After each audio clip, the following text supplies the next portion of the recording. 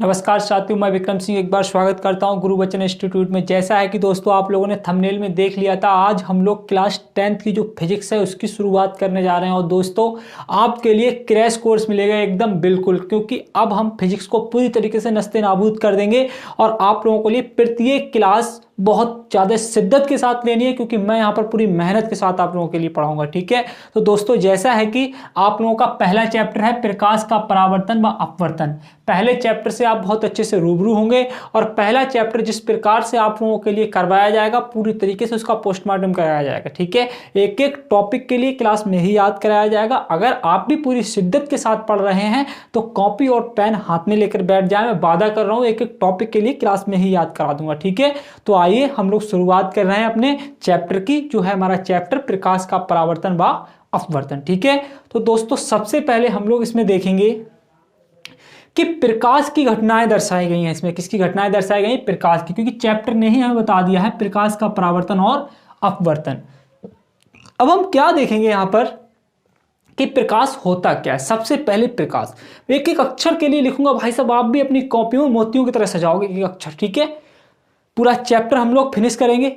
हो सकता है कल ही हमारा दूसरी वाली वीडियो में पूरा चैप्टर ही फिनिश हो जाए, फिलहाल आज हम काफी लंबे तक खींचेंगे इसे। ठीक है, तो देखिए, तो हम लोग यहां पर शुरुआत कर रहे हैं प्रकाश की। तो हम टॉपिक डाल रहे हैं प्रकाश। भैया प्रकाश होता क्या है, सबसे पहले आप लोगों को इस चीज की जानकारी होनी चाहिए। प्रकाश को किस प्रकार से आप समझ सकते हैं, इस बात की आपके लिए जानकारी होनी चाहिए। तो प्रकाश को आप लोग पहले समझने का प्रयास करें। देखिए मैं आपको बता रहा हूं, जब आप लोग घर पर किसी रूम में बंद होते हैं, ठीक है, आप मान लिया ये एक रूम है, ये एक रूम है और इस रूम में भाई साहब आप बंद हैं। ठीक है, इस रूम में आप बंद हैं और यहाँ बैठे हुए हैं आप। ठीक है, या लेटे हुए हैं, बिस्तर लगा हुआ है, लेटे हुए हैं आप। ठीक है, आप जब इस बिस्तर पर लेटे हुए हैं, बाहर से माताजी आई, माताजी ने क्या किया भाई साहब, स्विच ऑन कर दिया। क्या कर दिया? स्विच ऑन कर दिया। और माताजी ने जैसे ही स्विच ऑन किया इस प्रकार से, तो यहाँ कहीं पर क्या लगा हुआ था? एक बल्ब लगा हुआ था भाई साहब। उसने क्या किया? वो प्रकाश देना शुरू कर दिया। उसने क्या देना शुरू कर दिया? प्रकाश देना शुरू कर दिया। जैसे ही इसने प्रकाश दिया भाई साहब, आपके कमरे की रखी हुई सभी वस्तुएं आपको नजर आने लगी। कहने का मतलब आपकी आंखों को एक उत्तेजना से मिली। अब आप लोग दिमाग लगा के बताओ, जैसे ही हमारे कमरे में प्रकाश प्रवेश करता है तो सबसे पहले हमारी शरीर का कौन सा अंग उत्तेजित होता है? आप कहोगे सर जी आंखें उत्तेजित होती हैं। ऐसा तो नहीं कि हाथ पैर उत्तेजित हो जाते हो, आप लोग बराबर में जो लेटा उसे लतियाना शुरू कर दिया जैसे ही प्रकाश ने प्रवेश किया। कतई नहीं, ऐसा आप बिल्कुल नहीं करेंगे, है ना। ऐसा तो नहीं घूसा दिया किसके मुंह में भाई साहब प्रकाश ने जैसे ही प्रवेश किया। ऐसा तो नहीं कि हाथ उत्तेजित हो गए केवल, नहीं। आप लोगों के लिए क्या होता है, जैसे ही प्रकाश प्रवेश करता है रूम के अंदर, आपकी आंखें उत्तेजित हो जाती हैं और जितनी भी वस्तुएं रखी होती हैं रूम के अंदर वो सभी आप लोगों के लिए दिखाई देने लगती हैं, अर्थात उन वस्तुओं का आभास आपको होने लगता है। ठीक है, तो प्रकाश की परिभाषा यहां से क्या बन सकती है, आप बता सकते हो प्रकाश की परिभाषा के लिए बहुत अच्छे से, कि प्रकाश एक वह ऊर्जा होती है जो हमारी आंखों को उत्तेजित करती है, जिससे हमें वस्तुओं के होने का आभास होता है। मैं इस लाइन को लिख रहा हूं, आप चाहो तो बहुत अच्छे से पूरी शिद्दत के साथ नोट कर सकते हो, क्योंकि एक अच्छे स्टूडेंट की पहचान तो यही होती है कि उसे पूरी तरीके से अपने गुरुजी के साथ में भाई गुरु दक्षिणा आप यही दे सकते हो। गुरु दक्षिणा दे क्या सकते हो? आप टीचर के लिए अच्छी मेहनत करके दो, टीचर तो तुम्हारे लिए मेहनत कर ही रहा है। ठीक है, तो बस आप लोग पूरी मेहनत के साथ देखें, और अगर आप चैनल पर नए हैं तो चैनल को सब्सक्राइब कर लें और वीडियो को अपने दोस्तों में शेयर करते हैं। ठीक है, तो देखिए फटाफट से यहाँ पर मैं लिख रहा हूं इसकी परिभाषा। ठीक है, देखो प्रकाश होता क्या है। प्रकाश वह ऊर्जा होती है, प्रकाश वह ऊर्जा होती है, वह ऊर्जा होती है जो हमारी आँखों को उत्तेजित, जो हमारी आँखों को उत्तेजित करके, जो हमारी आँखों को उत्तेजित करती है, ऐसा लिख सकते हो। प्रकाश वह ऊर्जा होती है जो हमारी आँखों को क्या करती है? उत्तेजित करती है, जिससे हमें वस्तुओं जिससे हमें वस्तुओं के होने का आभास होता है, जिससे हमें वस्तुओं के होने का आभास होता है। हमें क्या महसूस हो जाता है? हमें महसूस हो जाता है कि हाँ यहाँ वस्तुएं रखी हैं, हमें आभास हो जाता है कि हाँ यहाँ पर वस्तुएं रखी हुई हैं। ठीक है। प्रकाश वह ऊर्जा होती है जो हमारी आंखों को उत्तेजित करती है, जिससे हमें वस्तुओं के होने का आभास होता है। तो प्रकाश की डेफिनेशन में आप लोग इतना सा लिख देंगे। अब आपके लिए एक्स्ट्रा पॉइंट कौन कौन से लिखने हैं वो भी ध्यान रखना। ठीक है। प्रकाश किरणें जो होती हैं, प्रकाश तरंगें जो होती हैं, उसे चलने के लिए किसी माध्यम की आवश्यकता नहीं होती है। ये बात ध्यान रखना। ये निर्वात में भी चल सकते हैं। ठीक है। कहाँ चल सकते हैं? निर्वात में भी चल सकते हैं। तो यहाँ पर आप लिख सकते हो प्रकाश को चलने के लिए, प्रकाश को चलने के लिए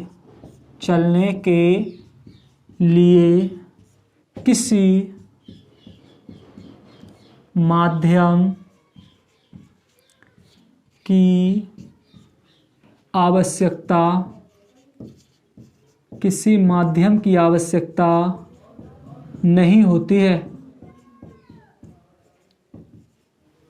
प्रकाश को चलने के लिए किसी माध्यम की आवश्यकता नहीं होती है, अर्थात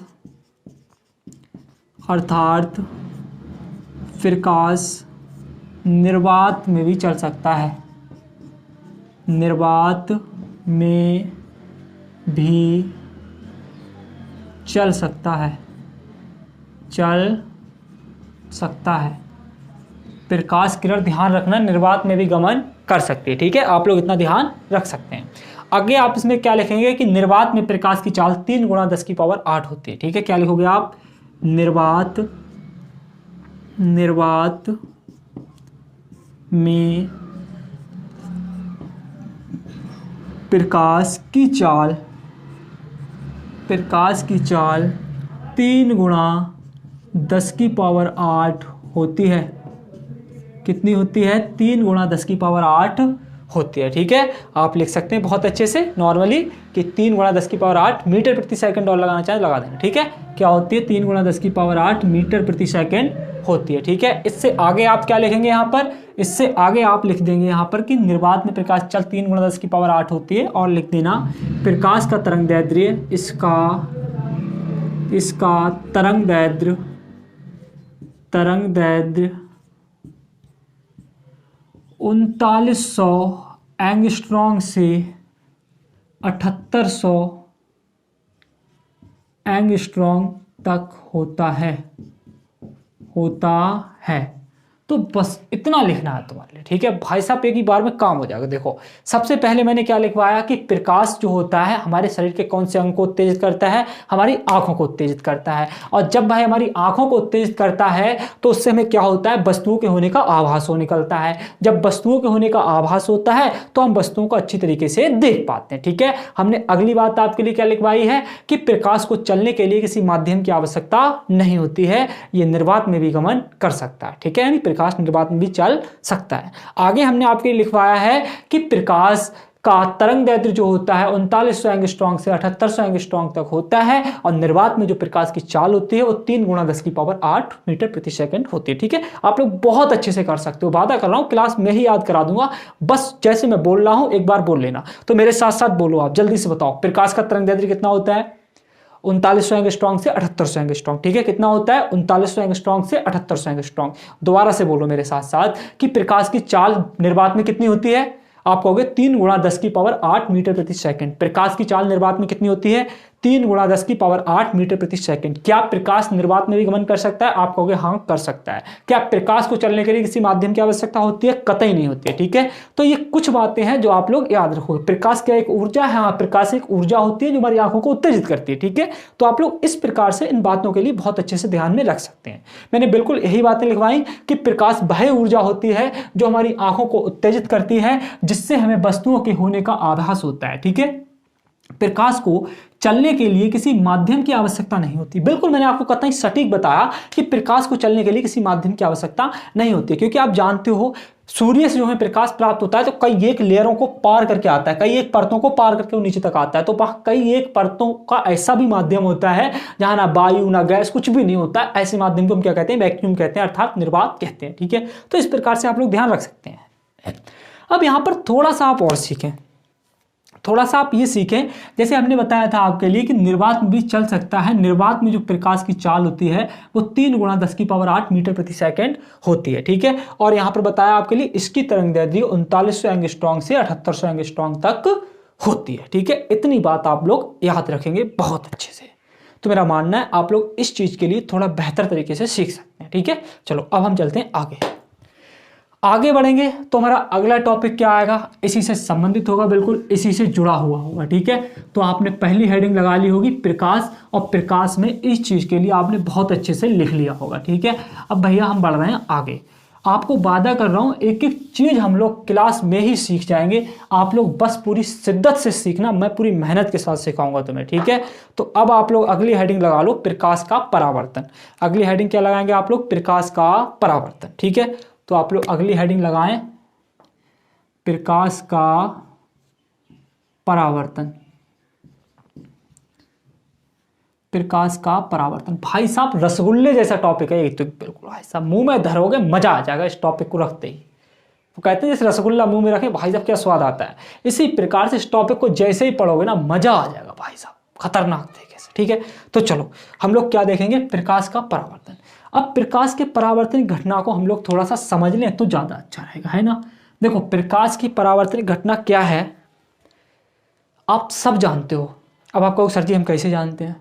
जब तुम छत पे बैठते हो और उनकी आंखों पर लगाते हो भाई साहब कुछ, वो बताएंगे क्या लगाते हो। ठीक है, आप लोग समझ जाओगे अभी। हाँ देखो क्या होता है प्रकाश के परावर्तन में। प्रकाश के परावर्तन में आप लोग बहुत अच्छे से एक बात बताओ, आपने कभी देखा होगा कि आप छत पर बैठते हो जाके, ठीक है, और छत पर बैठकर आपने एक थाली पकड़ी और प्रकाश आ रहा है, तो वो प्रकाश के लिए आप लोग लगा के क्या करते हो? दूसरे के चेहरे पर मारते हो, यानी कि प्रकाश आता है उस पर टकराता है और वापस चला जाता है एकदम। ठीक है, तो इसी घटना को हम क्या कहते हैं? प्रकाश का परावर्तन कहते हैं। तो अब आप लोग सीख लो फिजिक्स क्या कहती है, कि फिजिक्स ने क्या अपनी डेफिनेशंस बनाई है।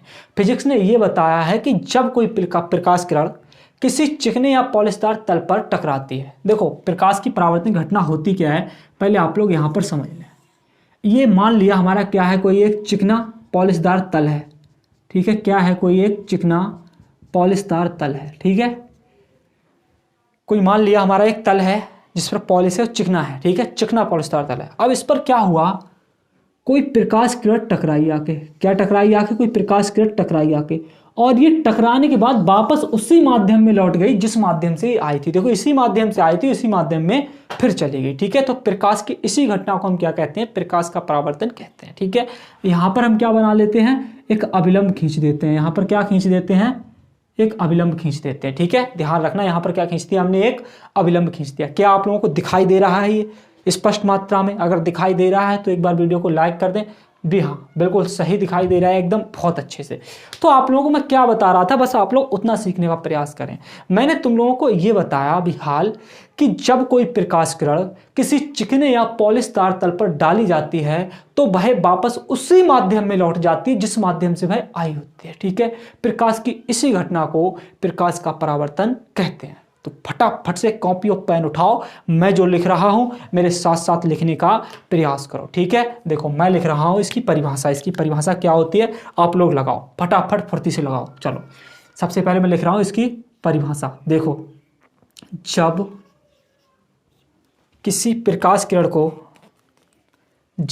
किसी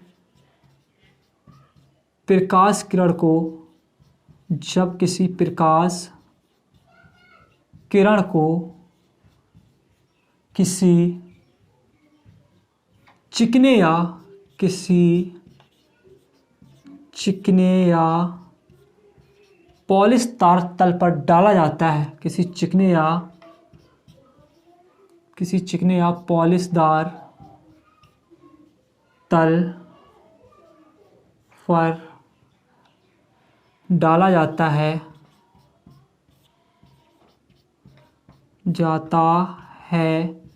तो वह वापस उसी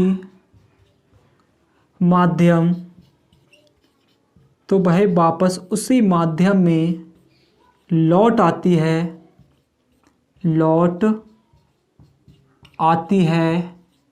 जिस माध्यम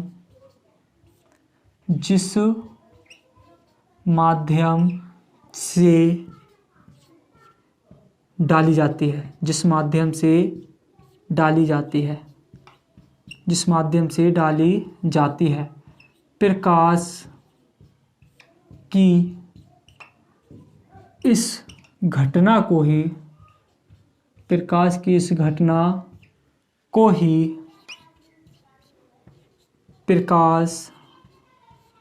का परावर्तन कहते हैं। क्या कहते हैं भैया? प्रकाश का परावर्तन कहते हैं। देखो आप लोग बहुत अच्छे से सीख सकते हैं, मुझे भरोसा है आपने अच्छे से नोट कर लिया होगा इसके लिए। ठीक है, मैंने क्या लिखवाया आपके लिए कि जब कोई प्रकाश किरण को किसी चिकने या पॉलिशदार तल पर डाला जाता है तो वह वापस उसी माध्यम में लौट आती है जिस माध्यम से वह डाली जाती है, यानी जिस माध्यम से डाली गई है उसी माध्यम में वापस लौट जाती है। प्रकाश की इसी घटना को प्रकाश का परावर्तन कहते हैं। ठीक है, तो इस प्रकार से आप लोग कर सकते हो बहुत अच्छे से। ठीक है, अब सुनो आप लोग थोड़ा सा और अच्छे से। जब आप थोड़ा सा और अच्छे से सीखोगे तो यहाँ आपने देखा हमने आपके लिए क्या बताया। हमने आपको बताया ये क्या है, कोई हमारी प्रकाशिक किरण और इस प्रकार से आई और इस तल पर टकराई और वापस उसी माध्यम में परावर्तित होकर चली गई जिस माध्यम से ये आई थी। ठीक है, तो देखिए आने वाली किरण के लिए हम लोग आपतित किरण कहते हैं। आने वाली किरण को क्या कहते हैं? आपतित किरण। ध्यान रखना, आने वाली किरण को आपतित किरण कहते हैं तथा वापस जाने वाली किरण के लिए उसे हम कहते हैं परावर्तित किरण। क्या कहते हैं? परावर्तित किरण। परावर्तित किरण, इसे हम परावर्तित किरण कहते हैं। और जो बीच में हमने डाला है इसे हम अभिलंब कहते हैं। क्या कहते हैं? अभिलंब। ध्यान रखना, इसे हम क्या कहते हैं भैया? अभिलंब कहते हैं। क्या कहते हैं? अभिलंब। ठीक है, अब ध्यान दो। तो आपका पहला ये टॉपिक हो गया प्रकाश के परावर्तन से संबंधित जितना है हमने सब बता दिया आपके लिए। ठीक है, कि जब किसी प्रकाश को किसी चिकनी या पॉलिशदार तल पर डाला जाता है तो वह वापस उसी माध्यम में चला जाता है जिस माध्यम से आता है। ठीक है, प्रकाश की इसी घटना को प्रकाश का परावर्तन कहते हैं। आप लोग बहुत अच्छे से सीख सकते हो। ठीक है, अब क्या है तुम्हारा, अब थोड़ा सा आप और सीखें। थोड़ा सा इसमें क्या सीखेंगे, आप एक हेडिंग लगाएं इसमें और हेडिंग लगाएंगे आप लोग प्रकाश के परावर्तन के नियम। हेडिंग क्या लगाएंगे? प्रकाश के परावर्तन के नियम। ठीक है, फटाफट से आप हेडिंग लगाएं। और आप एक काम जरूर कर लेना, इस चित्र को बना लेना साइड में, जैसे मैंने बनाया है इसी प्रकार से इस चित्र को बना लेना। ठीक है, आराम से बना लेना, इस चित्र के लिए कोई दिक्कत वाली बात नहीं है। ठीक है, अब आप हेडिंग लगाएं प्रकाश के परावर्तन का नियम। प्रकाश के परावर्तन के नियम। प्रकाश के परावर्तन के नियम। भाई साहब हेडिंग लगाएं आप लोग बहुत अच्छे से। ठीक है, आपकी हेडिंग क्या है? प्रकाश के परावर्तन के नियम।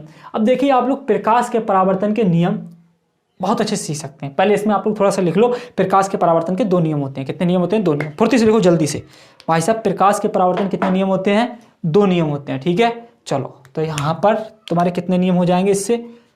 यहाँ आप लिख दोगे कि प्रकाश के परावर्तन के 2 नियम होते हैं।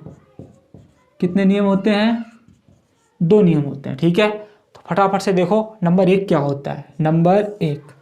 नंबर एक नियम देखेंगे हम लोग प्रकाश के परावर्तन का। नंबर 1 नियम क्या होता है? देखो इधर आओ फटाफट, देखो यहाँ पर आओ चित्र में। चित्र में जब आप लोग आओगे तो चित्र में आप लोगों को देखने को मिलेगा यहाँ पर कि एक हमारी आने वाली किरण है जिसे हम लोगों ने आपतित किरण कहा है। क्या कहा है? आपतित किरण। तो देखिए आपतित किरण और अभिलंब, ये क्या है? हमारी आपतित किरण और ये क्या है? अभिलंब। तो आपतित किरण और अभिलंब के बीच, किसके बीच? आपतित किरण और अभिलंब के बीच जो कोण बनता है उसे हम लोग आपतन कोण कहते हैं। क्या कहते हैं? आपतन कोण। और इसे हम लोग स्मॉल आई से प्रदर्शित करते हैं। किससे प्रदर्शित करते हैं? स्मॉल आई से। फिर से सुन लो एक बार, आपतित किरण और अविलंब के बीच जो कोण बनता है उसे हम क्या कहते हैं, आपतन कोण कहते हैं, और इसे हम स्मॉल आई से प्रदर्शित करते हैं। ठीक है, आगे सुनो। अब दोबारा से देखो आप लोग, परावर्तित किरण और अभिलंब, परावर्तित किरण और अभिलंब के बीच में जो कोण बनता है उसे हम लोग क्या कहते हैं, उसे हम लोग परावर्तन कोण कहते हैं। उस परावर्तन कोण के लिए स्मॉल आर से प्रदर्शित करते हैं। किससे प्रदर्शित करते हैं, स्मॉल आर से प्रदर्शित करते हैं। ठीक है, अब हम लोग देखेंगे इसके नियम। तो सबसे पहले देखते हैं हम लोग पहला नियम इसका कि प्रथम नियम क्या होता है। देखो प्रथम नियम क्या होता है इसका, आपतित किरण, सुन लेना अच्छे से, आपतित किरण कौमा अभिलंब व परावर्तित किरण तीनों एक ही तल में होते हैं। ठीक है, तीनों एक ही तल में। ठीक है, देखो आपतित किरण कौमा अभिलंब तथा परावर्तित किरण तीनों एक ही तल में होते हैं। ठीक है, ये बात ध्यान रखना। देखो ये हमारा आपतन बिंदु होता है, ये क्या होता है यहाँ पर, आपतन बिंदु। ठीक है, तो देखिए मैंने क्या बोला था, एक बार जल्दी से मैं लिख रहा हूं, तुम लोग भी लिख लोगे। ठीक है, देखो मैंने बोला था आपतित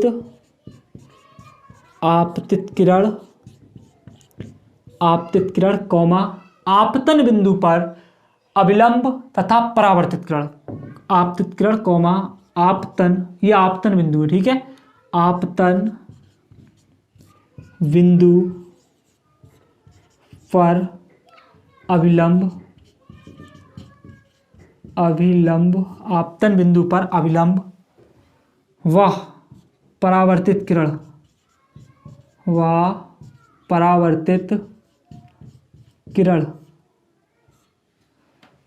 आपतन बिंदु पर अविलंब व परावर्तित किरण तीनों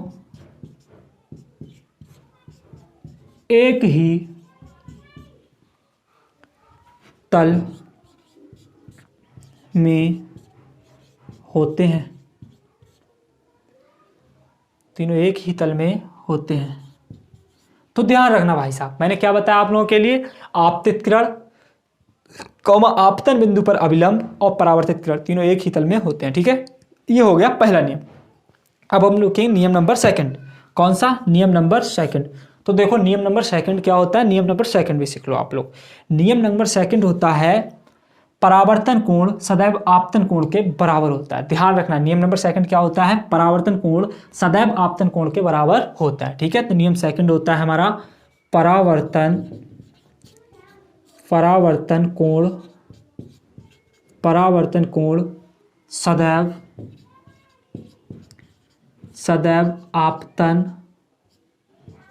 परावर्तन कोण सदैव आपतन कोण के बराबर होता है। ठीक है, क्या लिखवाया मैंने अभी आपके लिए, मैंने इतना सा लिखवाया कि परावर्तन कोण जो होता है वो सदैव आपतन कोण के बराबर होता है। इतना आप कर सकते हैं बहुत अच्छे से। ठीक है, तो आप लोगों के लिए प्रकाश के परावर्तन की ये घटना पूरी तरीके से कंप्लीट हो गई। ठीक है, एक बार क्या करवाया मैंने, मुझे जल्दी से कुछ बातें बता दो आप लोग। आप इसका स्क्रीनशॉट लेने चाहते हैं, कुछ आलसी बच्चे होते हैं जो लिखने में हाथ पाए नहीं चलते उनके, तो भैया स्क्रीनशॉट भी ले सकते हो। ठीक है, आलसी बच्चों के लिए मौका दे रहा हूं, स्क्रीनशॉट ले लो फुर्ती से। ठीक है, ले लिया स्क्रीनशॉट, अच्छी बात है। तो देखो क्या है, हमने आपको सबसे पहले बताया प्रकाश का परावर्तन होता क्या है। किसी प्रकाश किरण के लिए हमने किस पे डाला, किसी चिकनी या पॉलिस्टर तल पर डाला। अब जैसे ही हमने चिकनी या पॉलिस्टर तल पर डाला तो क्या हुआ, वो प्रकाश किरण जिस माध्यम से आई थी वापस उसी माध्यम में चली गई, किससे टकराकर, उस चिकने पॉलिस्टर तल से टकराकर। ठीक है, ध्यान रखना। तो प्रकाश की इसी घटना को हमने क्या कह दिया, प्रकाश का परावर्तन कह दिया। इनकी प्रकाश का परावर्तन हो गया, प्रकाश वापस चला गया। ठीक है, परावर्तित होकर वापस चला गया। अब हम कहाँ आए थे, हम आए थे इसके नियमों पर। कहाँ आए थे, नियम पर। हमने बताया थे प्रकाश के परावर्तन के दो नियम होते हैं। आपने कहा था सर जी कौन कौन से होते हैं, तो हमने आपको बताया सबसे पहला नियम कि आपतित किरण कौमा आपतन बिंदु पर अविलंब तथा परावर्तित किरण तीनों एक ही तल में होते हैं। चलो, आपने कहा माना सर जी होते हैं। हमने कहा चलो दूसरा नियम लिखो, तो आपने कहा दूसरा नियम सर जी क्या होता है। हमने देखो क्या होता है, हमने आपको बताया आपतित किरण और अविलंब के बीच में जो कोण बनता है उसे हम लोग आपतन कोण कहते हैं। क्या कहते हैं, आपतन कोण कहते हैं। और हमने आपको बताया कि अविलंब और परावर्तित किरण के बीच में जो कोण बनता है उसे हम लोग परावर्तन कोण कहते हैं। क्या कहते हैं, परावर्तन कोण। आपतन कोण को आई से प्रदर्शित करते हैं और परावर्तन कोण को स्मॉल आर से प्रदर्शित करते हैं। हमने आपको दूसरे नियम में यही लिखवाया है कि परावर्तन कोण सदैव आपतन कोण के कैसा होता है, बराबर होता है। अगर ये 30 होगा तो ये भी 30 होगा, ये 60 होगा तो ये भी 60 होगा, ये 50 होगा तो ये भी 50 होगा। कहने का मतलब एग्जाम्पली आप लोग समझ लो कि जो ये कोण होते हैं दोनों सदैव एक दूसरे के कैसे होते हैं, बराबर होते हैं। ठीक है, तो इस प्रकार से हम लोगों ने सीख लिया प्रकाश का परावर्तन। अब हम लोग देखेंगे अगली हेडिंग, और अगली हेडिंग हम लोग लगाएंगे बहुत अच्छे से, आप लोग भी लगा सकते हैं, प्रतिबिंब। अगली हेडिंग हमारी क्या होगी, प्रतिबिंब। ठीक है, तो आप लोग अगली हेडिंग प्रतिबिंब लगाएंगे। क्या लगाएंगे, प्रतिबिंब। चलो भैया लगा लो फटाफट से इमेज। अगली हेडिंग हम लोग प्रतिबिंब लगाएंगे। ठीक है, तो देखो प्रतिबिंब क्या होगा हमारा। अगली हेडिंग हमारी प्रतिबिंब होगी, तो आप लोग प्रतिबिंब लगा सकते हैं अगली हेडिंग। भाई साहब बहुत करवाएंगे आज, टेंशन मतलब आप लोग, हमें एकदम तुम्हारा कोर्स बहुत जल्दी करवाना है यहाँ पर, लेकिन बस शर्त इतनी सी, थोड़ी सी मेहनत करो तुम लोग भी, जल्दी से ज़्यादा चैनल के लिए आगे बढ़ाओ और ज़्यादा से ज़्यादा लोगों में सब्सक्राइब करवाओ, जिससे हमें भी मजा आए और तुम्हें भी मजा आओ। भाई साहब गर्दा काट देंगे बोर्ड परीक्षा में। ठीक है, तो आइए देखिए यहाँ पर फटाफट से, यहाँ पर अगली हेडिंग आपने क्या लगाई, प्रतिबिंब। तो देखिए प्रतिबिंब, प्रतिबिंब अगली हेडिंग आपने लगा ली प्रतिबिंब। भैया आज हम सीखेंगे प्रतिबिंब को भी। ठीक है, किसको सीखेंगे, प्रतिबिंब को भी सीखेंगे। तो प्रतिबिंब होता क्या है, देखो प्रतिबिंब की नॉर्मली परिभाषा अगर एक ऐसे चलते फिरते इंसान से पूछ ली तो वो क्या बताएगा, वो यही बताएगा कि जब किसी वस्तु के लिए हम दर्पण के सामने रख देते हैं तो उस वस्तु का आकार हमें उस दर्पण में नजर आने लगता है, उस आकार को ही उस वस्तु का प्रतिबिंब कहते हैं। देखो नॉर्मली परिभाषा तो यही होगी, है ना। तो आप लोग इस परिभाषा को भी लिख सकते हैं, लेकिन इन्वर्टेड कॉमा फिजिक्स क्या कहती है वो भी मैं तुम्हें लिखवाऊंगा। पहले इसी परिभाषा को लिखवा रहा हूं, प्रतिबिंब होता क्या है। ठीक है, जब किसी वस्तु को किसी दर्पण के सामने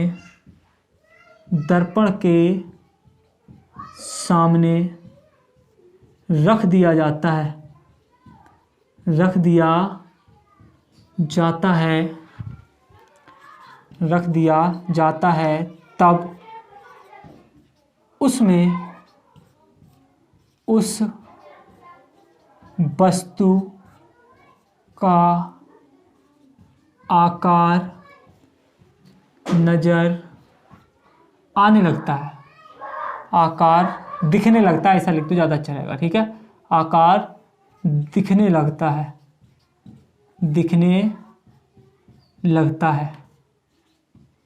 उसे उस वस्तु का प्रतिबिंब कहते हैं, उसे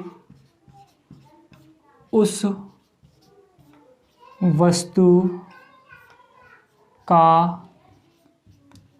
प्रतिबिंब कहते हैं, उसे उस वस्तु का प्रतिबिंब कहते हैं। भैया हमने क्या बताया कि जब किसी वस्तु को किसी दर्पण के सामने रख दिया जाता है तब उसमें उस वस्तु का आकार दिखने लगता है, उसे ही उस वस्तु का प्रतिबिंब कहते हैं। तो इतना आप लोग भी कर सकते हो, क्या नहीं कर सकते। लगा दो आग पानी में जवानी उसे कहते हैं, भाई साहब जवान हो अभी तुम, और लिख दो इतिहास कहानी उसे कहते हैं, भाई साहब खतरनाक हो तुम लोग। ठीक है, तो ध्यान दो, जब किसी वस्तु को किसी दर्पण के सामने रख दिया जाता है तब उसमें उस वस्तु का आकार नजर आने लगता है, उस वस्तु को ही हम उसे उसका क्या कहते हैं, भाई साहब क्या कहते हैं, उस आकार को ही उस वस्तु का प्रतिबिंब कहते हैं। ठीक है, अब देखो आप लोग फिजिक्स क्या कहती है उसको भी समझो। इन्वर्टेड कॉमा लगाएंगे आप लोग और ब्लैक पेन उठाएंगे। क्या उठाएंगे, इन्वर्टेड कॉमा लगाएंगे, ब्लैक पेन उठाएंगे। मैंने भी भाई साहब मार्कर चेंज कर लिया। ठीक है, तो आप लोग इन्वर्टेड कॉमा लगाओ, ब्लैक पेन उठाओ, देखो फिजिक्स क्या कहती है वो सुन लो। प्रतिबिंब होता क्या, तो प्रतिबिंब समझ तो गए तुम लोग नॉर्मली कि होता क्या, लेकिन अब तुम्हें फिजिक्स की भाषा में समझा रहा हूं क्या होता है। कि किसी वस्तु से चलने वाली प्रकाश किरणें परावर्तन के पश्चात जिस बिंदु पर मिलती हैं या मिलती हुई प्रतीत होती हैं उससे उस वस्तु का प्रतिबिंब कहते हैं। ध्यान रखना, ठीक है, क्या कहते हैं, प्रतिबिंब कहते हैं। जैसे नॉर्मली आप लोगों के लिए अगर समझाया जाए, फिलहाल इन लोगों ने प्रतिबिंब पहले दे दिया, अगर ये पहले दर्पण पढ़वाते ना हम लोगों से तो हमें ज़्यादा मज़ा आता। कोई बात नहीं है, हम लोग दर्पण भी पढ़ेंगे, इस टॉपिक के बाद दर्पण लगाएंगे। ठीक है, तो आप लोग थोड़ा सा समझ लें। जैसे मान लिया हमारे पास एक दर्पण है, क्या है, एक दर्पण, और ये हमारा दर्पण कौन सा है, अवतल दर्पण है। कौन सा है, अवतल दर्पण, हमने एक दर्पण ले लिया, ठीक है। अब देखिए इस दर्पण की ये क्या होती है, मुख्य अक्ष, आप लोग सब जानते हैं बहुत अच्छे से, ये क्या होती है इस दर्पण की, मुख्य अक्ष, ठीक है। अब जब इस दर्पण की मुख्य अक्ष होती है तो यहाँ कहीं पर इसका क्या होता है, वक्रता केंद्र सी होता है, यहाँ कहीं पर मान लेते हैं, यहाँ कहीं पर इसका वक्रता केंद्र सी होता है, ठीक है।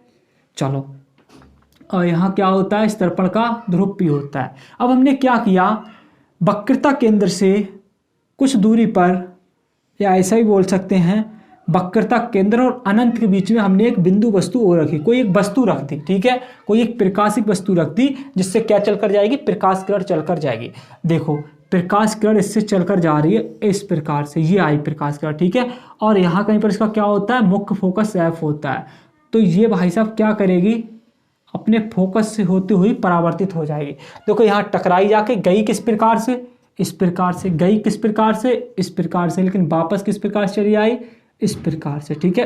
ये बात आप लोग ध्यान रखना, प्रकाश किरण इस प्रकार से आपतित हुई और परावर्तित होकर चली आई। अभी हाल में परावर्तन पड़ा था, देखो इस प्रकार से गई और इस प्रकार से चली आई, ठीक है। अब क्या होगा, अब दूसरी प्रकाश किरण चलती है, और दूसरी प्रकाश किरण जो होती है वो अपने वक्रता केंद्र सी से होकर गुजरती है। कहाँ से गुजर कर जाती है, अपने वक्रता केंद्र सी से होकर गुजरती है। अब भाई साहब ये जिस प्रकार से आई थी, इस प्रकार से आई थी, और सेम इसी प्रकार से वापस लौट जाएगी, वापस लौट जाएगी। तो यहाँ ने कहाँ पर काटा एक दूसरे के लिए, यहाँ पर काटा, तो यहाँ पर क्या बन गया इस वस्तु का, इस वस्तु का क्या बन गया यहाँ पर, इस वस्तु का यहाँ ये प्रतिबिंब प्राप्त हो गया। क्या प्राप्त हो गया, प्रतिबिंब।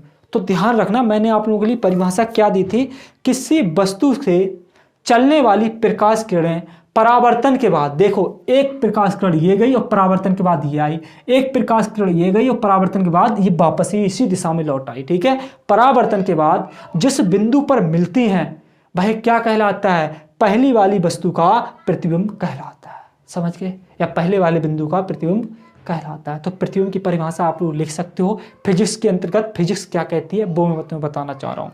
फिजिक्स ये कहती है कि किसी बिंदु से चलने वाली प्रकाश किरणें परावर्तन के बाद जिस बिंदु पर मिलती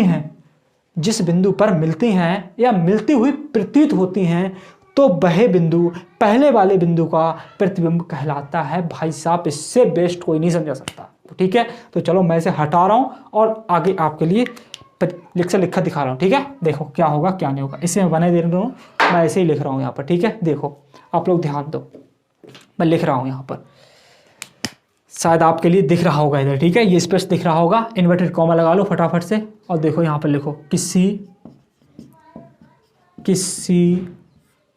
बिंदु से चलने वाली प्रकाश किरणें, किसी बिंदु से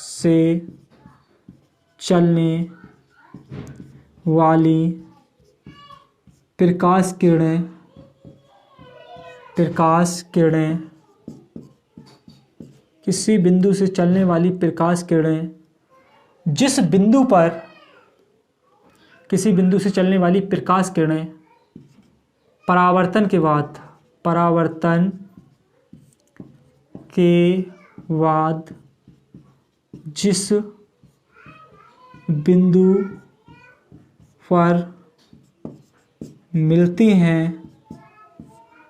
जिस बिंदु पर मिलती हैं या मिलती हुई प्रतीत होती हैं, किसी बिंदु से चलने वाली प्रकाश किरणें परावर्तन के बाद जिस बिंदु पर मिलती हैं या मिलती हुई प्रतीत होती हैं, तो उस बिंदु को पहले बिंदु का प्रतिबिंब कहते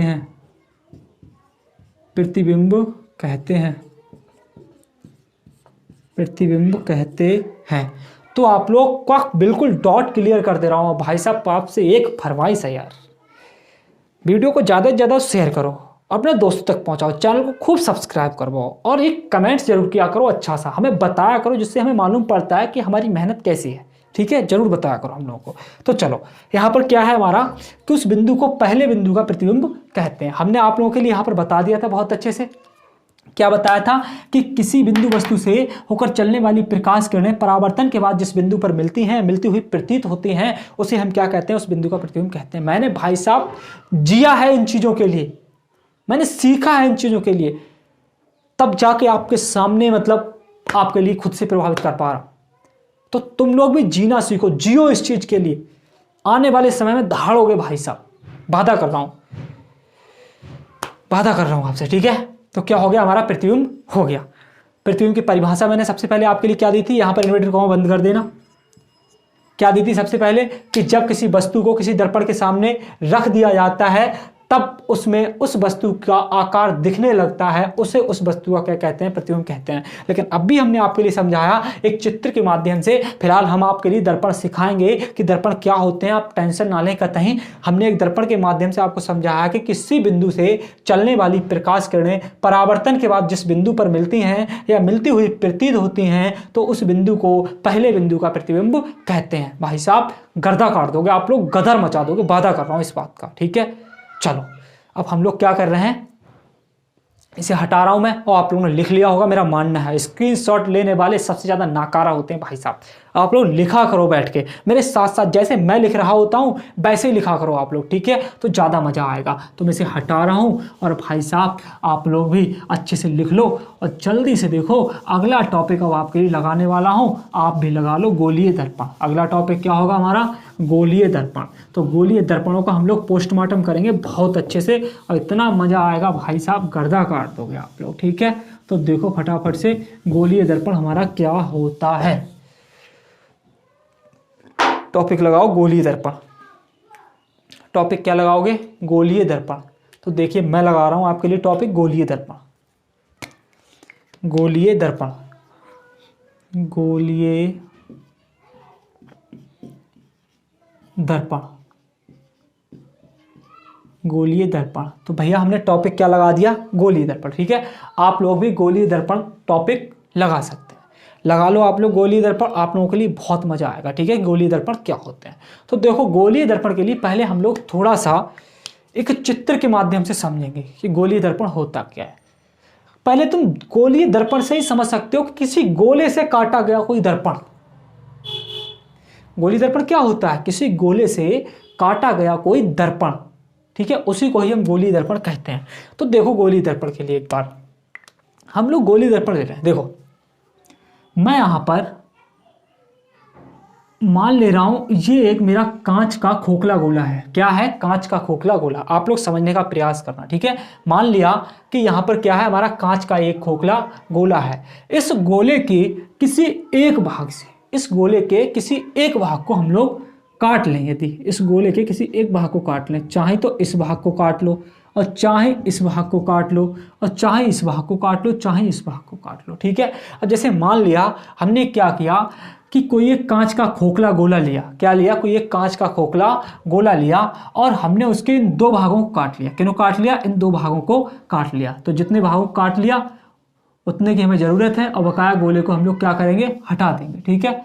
हमने इस प्रकार से इसे काट लिया। अब इस प्रकार से जब काट लिया तो भाई साहब हम क्या करेंगे? इनके एक सतह पर लाल ऑक्साइड और पारे की कलई चढ़ा देते हैं। क्या कर देते हैं? इनके किसी एक पृष्ठ पर लाल ऑक्साइड और पारे की कलई चढ़ा देते हैं। देखो इस पर हम क्या कर रहे हैं, इसके इस तरफ लाल ऑक्साइड और पारे की कलई चढ़ा देंगे। क्या कर दिया हमने? इसके इस साइड पे लाल ऑक्साइड और पारे की कलई चढ़ा दी, ठीक है? क्या चढ़ा दी? इसे हटा दो, बाद में बना लें, ठीक है? हमने क्या किया? लाल ऑक्साइड और पारे की कलई चढ़ा दी इसके इस साइड पर। तो ये क्या बनकर तैयार हो गया हमारा? क्या बनकर तैयार हो गया? हमारा एक दर्पण बनकर तैयार हो गया। क्या तैयार हो गया? एक दर्पण बनकर तैयार हो गया। यानी कि दर्पण की परिभाषा क्या लिखो? सबसे पहले गोलीय दर्पणों की परिभाषा लिखनी है तुम्हें। तो गोलीय दर्पणों की परिभाषा क्या लिखोगे कि माना कांच का एक खोखला गोला, माना कांच का एक खोखला गोला जिसके काटे गए एक भाग को, जिसके काटे गए एक भाग के एक पृष्ठ पर लाल ऑक्साइड तथा पारे की कलई चढ़ा दी जाती है, तब उसका दूसरा तल परावर्तक तल बन जाता है। तब उसका दूसरा पृष्ठ जो होता है क्या बन जाता है? परावर्तक तल बन जाता है। देखो मैं एक बार लिख रहा हूं तब आप लोगों को ज्यादा अच्छे समझ में आएगी। फिलहाल मेरी डेफिनेशन यही होने वाली है कि किसी कांच के खोखले गोले का काटा गया बाह्य भाग जिसके एक पृष्ठ पर लाल ऑक्साइड तथा पारे की कलई चढ़ा दी जाती है, तब उसका दूसरा पृष्ठ परावर्तक तल बन जाता है। परावर्तक का मतलब जिससे हम अपना फेस देख सकते हैं। समझ गए? तो दर्पण क्या होते हैं तुम लोग बहुत अच्छे से अब समझ सकते हो। मैंने क्या बताया एक बार सुनो, मैं लिखता भी जा रहा हूं और तुम लोग सुनते भी जाना कि दर्पण होते क्या हैं।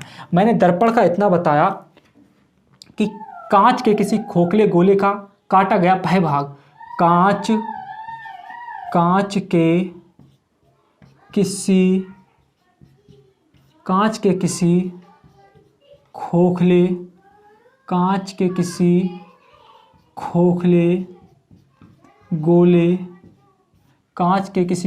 गोले से काटा गया बाह्य भाग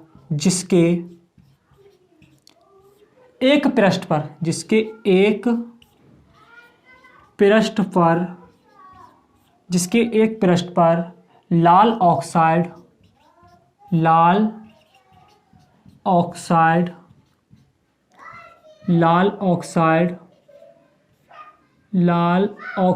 तथा पारे की कलई चढ़ा दी जाती है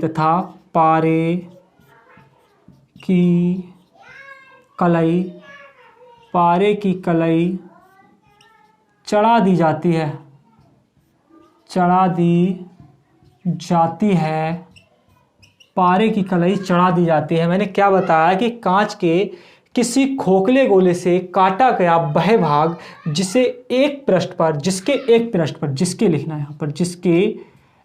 पृष्ठ पर लाल ऑक्साइड तथा पारे की कलई चढ़ा दी जाती है। लाल ऑक्साइड का पेड़ तथा पारे की कलई चढ़ा दी जाती है, तब उसका दूसरा पृष्ठ जो ये वाला पृष्ठ होता है वो परावर्तक तल का कार्य करता है।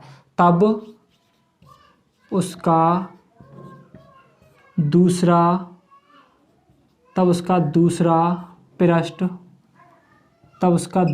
पृष्ठ परावर्तक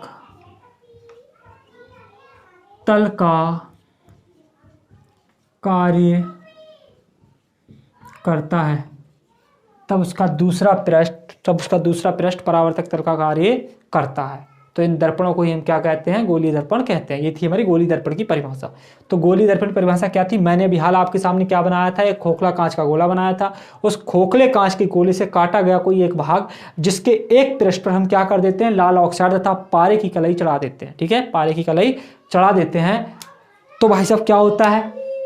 उसका जो दूसरा पृष्ठ होता है वो परावर्तक तल का कार्य करने लगता है। और भाई साहब इस प्रकार से हमारा क्या बनकर तैयार हो जाता है? एक दर्पण बनकर तैयार हो जाता है। ठीक है, क्या बनकर तैयार हो जाता है? दर्पण बनकर तैयार हो जाता है। अब हम लोग क्या सीखेंगे? अब हम लोग दर्पण के प्रकार। तो हेडिंग लगा लो आप लोग, दर्पण के प्रकार। क्या लगा लोगे हेडिंग? दर्पण के प्रकार। तो आप लोग हेडिंग लगाओ फटाफट से, दर्पण के प्रकार। देखो मैं भी दर्पण के प्रकार की हेडिंग लगा रहा हूं यहां पर। देखिए, गोलीय।